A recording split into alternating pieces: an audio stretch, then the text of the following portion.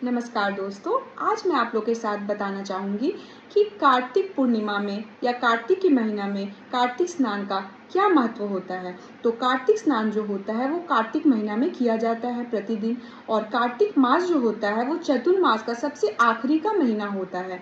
इस महीना में स्नान, पूजा आदि का विशेष लाभ हमें मिलता है। कार्तिक स्नान जो होता है वो होता है तारों की छाँव में, अर्थात अंधकार में।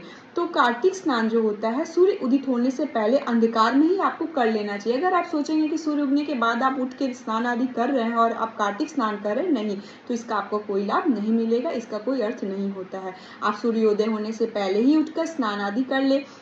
अगर आप नदी तालाब में जाके नहा सकती हैं तो आप वहाँ जाएं। अगर ये जाना लेकिन आज के टाइम पे पॉसिबल नहीं होता है, तो इसलिए आप घर में ही जल में गंगा जल मिलाकर आप घर में स्नान कर ले। स्नान करने के बाद आपके मन में ये आएगा कि पहले तुलसी पूजा करें या पहले सूर्य भगवान को जल अर्पित करें। तो हमें जो ये तुलसी माता की पूजा अंधकार में ही कर लेनी चाहिए, क्योंकि जो उस समय हम दीपदान भी करेंगे तो जो दीपदान होता है वो अंधकार में ही होता है। तो आप सबसे पहले स्नान करके तुलसी माता की पूजा कर ले, दीपदान कर ले, उसके बाद आप सूर्य भगवान को जल अर्पित करें। और जो दीपदान होता है ना, दीपदान कभी भी उजाला में नहीं करना चाहिए। या तो आप सूर्योदय होने से पहले सुबह में कर लें, या फिर आप संध्या के समय भी दीपदान कर सकती हैं। और दीपदान करते समय ना जो दीपक का लौ होता है उसका मुंह साधक की तरफ रखना चाहिए, इस बात का आप ध्यान दें।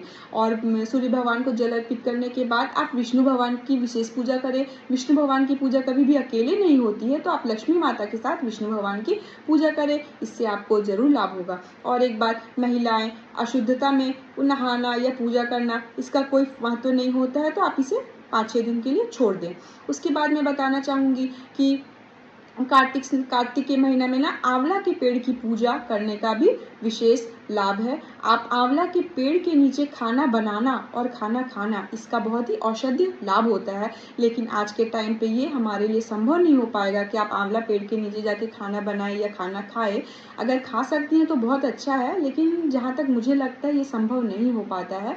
पहले के ज़माने में तो ऐसा होता था, लेकिन आजकल संभव नहीं हो पाता है। तो आप कम से कम इतना करें कि आंवला के पेड़ अगर घर पे लगा के रखी हैं तो उसके जड़ में दूध सहित जल जरूर अर्पित करें। और इतना भी नहीं हो पाता है तो तुलसी के जो पौधा है उसमें छोटा सा आंवला रखें, उसमें प्रतिदिन दूध मिश्रित जल अर्पित करें, इससे आपको बहुत अधिक लाभ होगा।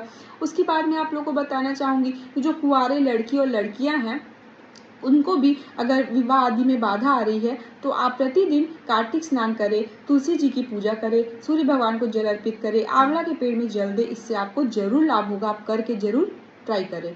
उसके बाद एक बात और बताना चाहती हूँ ना कि तुलसी माता को हम लोग सिंदूर, कुमकुम, हल्दी, लाल फूल इत्यादि, चुनरी, ये सब अर्पित कर देते हैं। ये सब डाल के आपको पूजा नहीं करनी है। आप साधारण सा जल, फूल और दिया, दीपदान करके ही तुलसी माता की पूजा करें, क्योंकि तुलसी माता को श्रृंगार सिर्फ साल में एक बार देव उठनी एकादशी के दिन ही किया जाता है। तो इस बात का ध्यान रखें, ये सब गलतियाँ आप ना करें।